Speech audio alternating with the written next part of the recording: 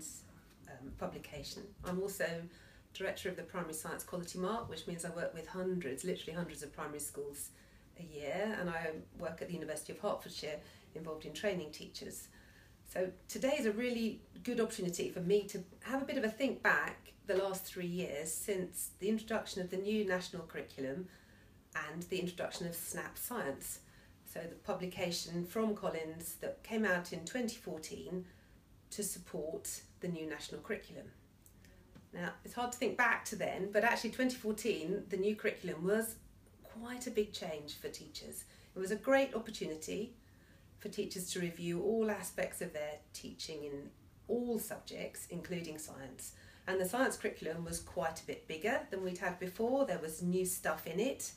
There was a wider range of science inquiry. Children would need to spend more time outside. And we were getting rid of levels. So big changes. Positive changes, yet quite big implications for teachers who've got everything else to do as well. Primary teachers, they're not just teaching science. So we at Collins wanted to make something that would be really helpful for teachers, not telling them how to do it, but helping them to do it better and making sure that science learning was challenging and enjoyable for all children.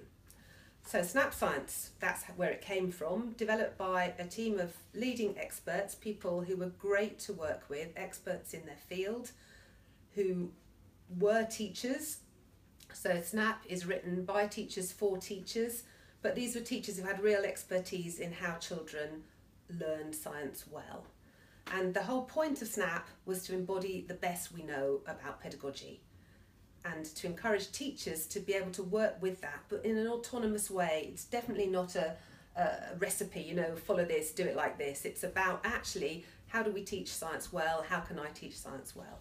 So what SNAP Science is an online resource kit, a flexible planning tool with lots and lots of editable lesson plans, integrated assets for every lesson, videos, animations, slideshows, and lots of support for assessing and tracking children's progress. And it's available as an online, downloadable, digital, clever thing, or books that you can buy as that look like this. But ideally, it's a combination of the two. It covers everything in the national curriculum, so all the required knowledge and the full range of inquiry types. So the ways that children learn their science or find out scientific things, not just the stuff they need to know. And as the people who do the quality mark will know that the thing that always guides me is, what do we want this to do? What's it about? What do we think is good? So we came up with a set of principles before we started writing SNAP. What are the principles that need to underpin it? The first one is that a science scheme of work must be progressive. We've got a great science curriculum. It was written by people I know really well. It's informed by practitioners. We all had our say. We've ended up with a curriculum which really does include the stuff that children need to know in order to be able to make sense of the world around them and then go on to develop their scientific learning at secondary school. And it's based on quite a clear progression, and that's really important. As a primary teacher, I'm afraid you can't get away with just knowing the bit that you have to teach. You have to know what comes before and what comes next. And we were really clear in SNAP to build a model of progression which would develop those big ideas to help teachers know where they were pitching their learning, if there were any conceptual gaps, the things they needed to understand, and to help children systematically develop their own understanding of key ideas and also their scientific skills. So we've got a really clear model of progression for scientific skills, the how science work bits, which supports children to become increasingly independent, autonomous, systematic, precise and evaluative, and to increasingly use their scientific knowledge as they make their explanations. So that was key, the progression, and it's right the way through SNAP. And I often describe this to teachers, and I've got the frameworks, I show them for the different areas of conceptual knowledge, and teachers often ask me for these, and I'm very happy to say, look at them, that's where they are, they're in SNAP, this will help you to think where your teaching fits. Working scientifically was key also. We were really lucky with the new curriculum. Instead of working scientifically or science inquiry as it used to be called, being a separate thing, which is pointless. Why would you do science inquiry unless you're trying to find out something?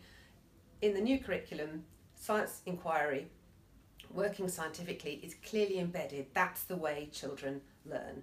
And that's clear, because science inquiry is what children do in order to answer questions about the world around them. So that's the way we built SNAP in. You won't find in SNAP the investigations being at the end of the module. It's all the way through. Every lesson is an inquiry, because inquiry, which I define as children asking questions, gathering evidence to test their ideas and answer those questions, is at the heart of every single lesson here. So we've got a lot of lessons. Every one starts with a question, involves children gathering evidence to answer that question. We also had a very clear principle that children are curious. They want to know about the world around them. I haven't got any time for people who tell me children aren't interested. They're really interested in the world around them. But what we have to do is frame that curiosity to make sure that it leads to some learning. And so every lesson in SNAP is carefully planned around a question for children to answer, either inside the classroom or very, very often outside the classroom, getting outdoors. And by ensuring that the questions spark children's curiosity and that they want to find out the answer, then your lesson's done, your purpose is there. So that works really well. We want children to be engaged actively in their own learning. I don't want to go into a classroom and see children just doing. I want to see them understanding the purpose. They're gathering evidence to answer a question. They're trying to develop their scientific understanding. They want to answer a question. They want to understand the world. So every lesson is clearly, there's a learning intention. But of course, we have a national curriculum to deliver, so that learning intention is clearly linked to the statements, the objectives of the national curriculum. We've also defined success criteria to help children and teachers know what success looks like. What are we heading for? We wanted every child to have the opportunity to achieve in every lesson. Now, that doesn't mean saying, oh, this is my low ability group. I'm afraid I have no truck with low ability. It's not a language that I use. What I want is every child to have the opportunity to achieve. This curriculum is written clearly on that basis. We have a national curriculum that's every child's entitlement.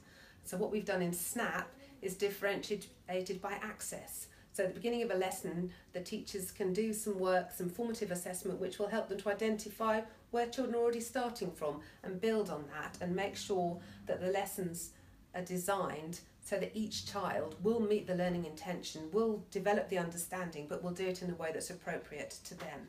And of course that means that assessment is integral to the teaching. It's not something that comes at the end, it's something that's all the way through it. And I think the thing I'm probably proudest of in SNAP is that I think we've properly embedded what it means to have teacher assessment as an ongoing activity, not something that comes in artificially at the end of half a term.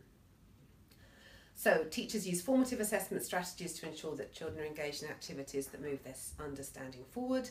They have a clear idea of what the learning looks like and know what they're aiming for, and they can use that knowledge to make accurate judgments about children's attainment. And then they can use their evidence and summarise it every now and again, periodically, to make a sort of to track progress. Children learning outdoors was key for us, absolutely key. That children needed to be outdoors. There's a big part of the curriculum which is about understanding the natural world. You can't do that in a classroom.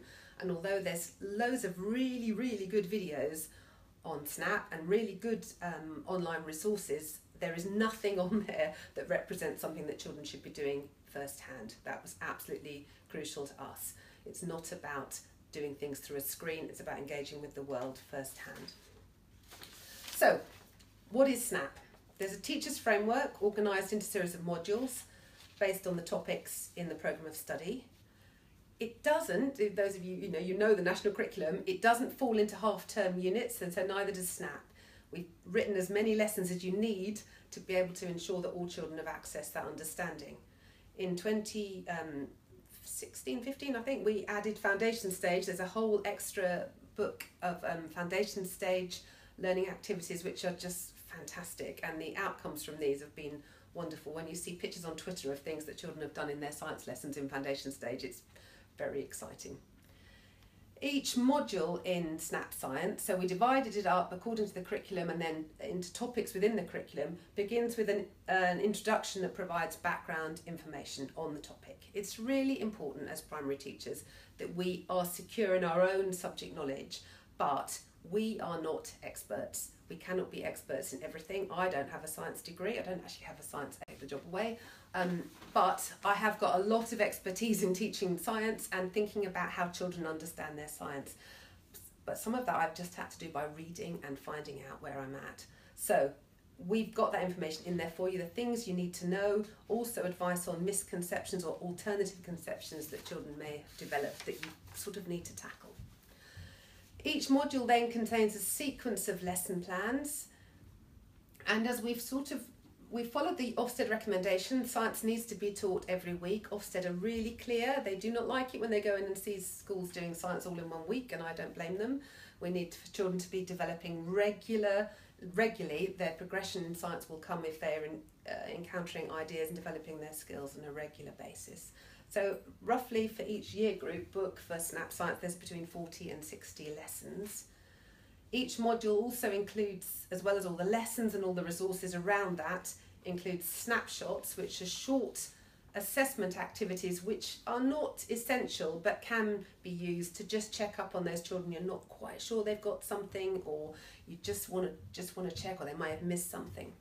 And snapshots have been really popular, and they're really great activities. Ultimately, each SNAP lesson is based on the same model, and whenever I talk to teachers, this is the slide I always put up. This is the things as teachers the questions we need to ask ourselves whenever we plan a lesson. What do I want the children to learn? And of course, I want them to learn the stuff that's in the national curriculum, that's my job. But what does that mean? For a child to understand about how we see something, I need to think about what that learning looks like. If I want them to understand about plant life cycles, what does that mean? So, what do I want the children to learn? That involves me doing a bit of thinking about what that actually looks like. Now, fortunately for you, all the authors of SNAP have done that for you. We've broken down all the ideas in the national curriculum to think about what it really looks like. The next question was, how can I help children to do that learning? Well, that's what the lessons do. It's all there in SNAP. And then the crucial question, how will I know they have learnt it? What was the evidence? How will children represent or express that understanding? What am I looking for? So that's what we used, which means that every SNAP Science lesson begins with a question. Science is about asking questions. So we don't want to have the question halfway down. The question is the lesson. The lesson summary gives the teacher a quick overview of the main activities, so you can see at a glance what you'll be doing. Each lesson links directly to the programme of study and the working scientifically criteria. There's a learning intention to establish a clear aim for what children should learn. Sometimes you share that with the children, sometimes you don't, but it's crucial that you as the teacher know what it is. Success criteria are written in child speak to exemplify what successful attainment of the learning intention will look like. We indicate key vocabulary, that's highlighted. Science is a technical subject, the vocabulary is important. Thankfully, we've got away from the SAT, so it's no longer a spelling test, but it is about using the correct vocabulary. We list the vocabulary, the resources, and that's also summarised. So when you're planning your next topic, you can look and see all the resources you need. The list is quite long, but it's not daunting. It's stuff you will have in school or you can easily access. There's an explore section to begin each lesson, which introduces the scientific phenomena either through an artifact, a video, an experience, stuff that introduces the idea, sparks children's curiosity and enables them to share anything they already know. Children don't come to us not knowing stuff. They've got loads of ideas they've already developed, loads of experience. So the explore section of each lesson sort of uncovers that. The Inquire section is where children answer the question. It's divided into 3 levels of differentiated challenge, and the idea of these is not that you, before the lesson, as the teacher say, oh, this group will do that. It's actually that you listen to the things the children say at the beginning. You work out, actually, yeah, he's got a really good idea about that. I'm going to set him that more challenging one. Oh, actually, he could do with a bit more help here. Let's give him a bit more structure. So they're differentiated into 3 challenges. And after the children have completed the challenge, appropriate challenge, there's a review and reflect section because what I often find when I observe lessons is that there's a lot of great stuff going on and we never get to that point where the children actually say, whew, I've just understood that. Or I used to think this and now I think that because I've seen this. So we need to make sure that in a lesson those bits are built in. that children will definitely reflect on the learning they've done. Prompts are provided throughout the lesson plan to highlight where there's something for you to use or something you might want to add in a key point. We've put some key information down the side. One of the things I really fought for in Snap was there was white space on the pages so that it would look like a teacher's notebook. And when I go into schools and I see it all scribbled over, that's what makes me happiest, because I know that teachers have really engaged with it. The other thing that really was important to us, and is where we started from, is providing evidence of learning guidance. What will it look like? So that's the guidance for teachers, indicating the kind of things that children might say, write or draw to demonstrate they've got it. And that's really clearly there. Too often, and I know I used to do it when I started teaching, I would plan really nice things for children to do, but I didn't think about what I wanted them to learn, and then I would hope that they'd learnt something. What we're looking for here is real clear planning for learning, and what will the evidence of learning look like. All of this can be accessed online. You can buy the books and you can write all over the books, and please do, or you can access it all online, where you can download all the lesson plans either as PDFs or as Word, so you can mess about with them, change the order, change bits. It's your planning tool. It's not a recipe, it's a toolkit, and that's really key for us. And I've shown this to Ofsted, and they said, yeah, this is really good. They'd be very happy to go into schools and see where teachers have sort of evaluated, changed the planning. There's a progress tracker that is a very simple tracker that has all the statements of the national curriculum. We show you which ones you've covered in a module, and then you can make a judgment of as using the evidence of learning that the children have met that statement. So it's all there for you. Great lessons, all the coverage you need, really good progression, working scientifically all the way through it. Your children will be doing a different inquiry each lesson, and you will be able to track their progress. So it's been out for 3 years. I've seen it in lots of schools. I've talked about it lots, and I've had questions that I've been asked. One of the questions I get asked, so where are the investigations? Now I have to keep calm when I hear this, because it is investigation. And I think that comes from a very old-fashioned model we used to have of science, which was we taught the knowledge and then we do a bit of inquiry. And of course, this is based on the idea, as is the national curriculum, that children learn through inquiry. So the investigations are the lessons. Every lesson is an investigation. Children will be doing science inquiry in every lesson.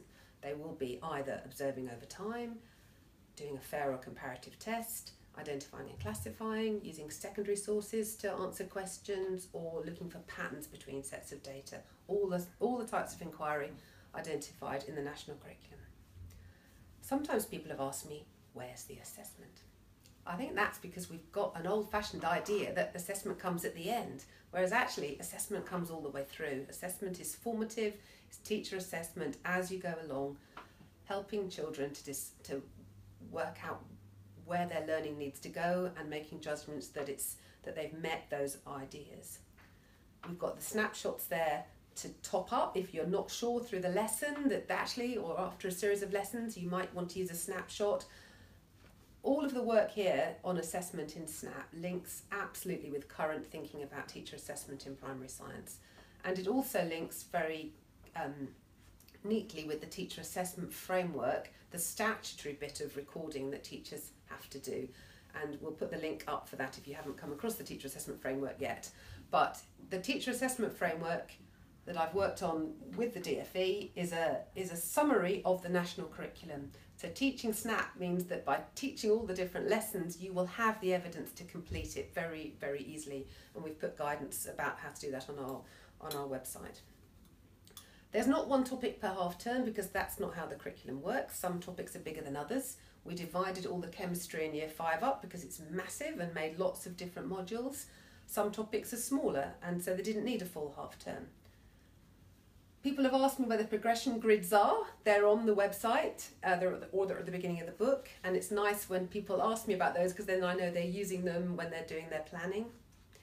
We've written lots of information, additional information, descriptors to break down the curriculum, and that was all part of our thinking and planning. And when I talk about these, sometimes people say, where are they? They're there on the Snap on Collins Connect. You just click on the plus and by each curriculum statement and you'll see them, and they'll help teachers to understand how the lessons are planned. As I mentioned earlier, SNAP assessment fits with the teacher assessment framework, the statutory framework. Our tracking framework or tracking system will enable you to complete the teacher assessment framework without any problem.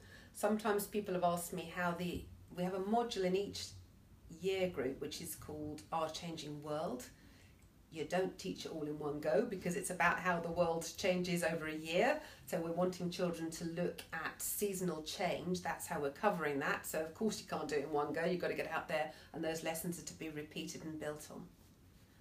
So mostly I'm told good stuff, actually. Yeah, I get some questions, but I've been told that teachers love SNAP Science, that the lessons are memorable, and I've taught a lot of them and I've seen a lot of them taught, and they are memorable. I've also seen really exciting things where teachers show me outcomes from the previous year where they've taught a similar lesson, say about fish is my favourite example, where the SNAP Science lesson is great. It's called Do Fish Have Fingers? And it involves you going to Tesco's and buying a few mackerel and sprat and sardines and getting children to observe, explore them. And at the beginning they're, oh, I don't want to touch. And by the end they're opening their mouths and seeing whether a sprat fits inside a mackerel's mouth, and they're which ones have got teeth and which ones have got tongues. And this teacher sent me some examples of the children's drawings. These are year ones. They're drawings from the year they did the SNAP lesson compared to the year when they did the lesson before, when they'd watched a video of some fish. They are phenomenally different in the children's observations. I get lots of teachers telling me they feel more confident about what they're doing because they know that they've got stuff behind them that's been well thought out. And that's great for the subject leaders who tend to be a bit more confident, even better when they tell me that all their colleagues are more confident that they're using it. I know that Ofsted like it. We work closely with Ofsted. They are very happy with the planning and the way it's constructed. People tell me they love the snapshots, the little activities, assessment extra activities we've put in, but they don't always need them, which makes me very happy because that means the teacher assessment's working really well. Teachers like the equipment list. That makes planning easy. And sometimes they tell me there's a bit too much there. And we know there's a bit too much there, but really, can you have too much of a good thing? You don't need to teach it all, but there's more than enough, and that's sort of where we edged, that we would give you more than you needed rather than less. I think we've gone on long enough. If you want to know any more, please go to the Collins website, collins.co.uk/SNAP Science. There's loads more information on there.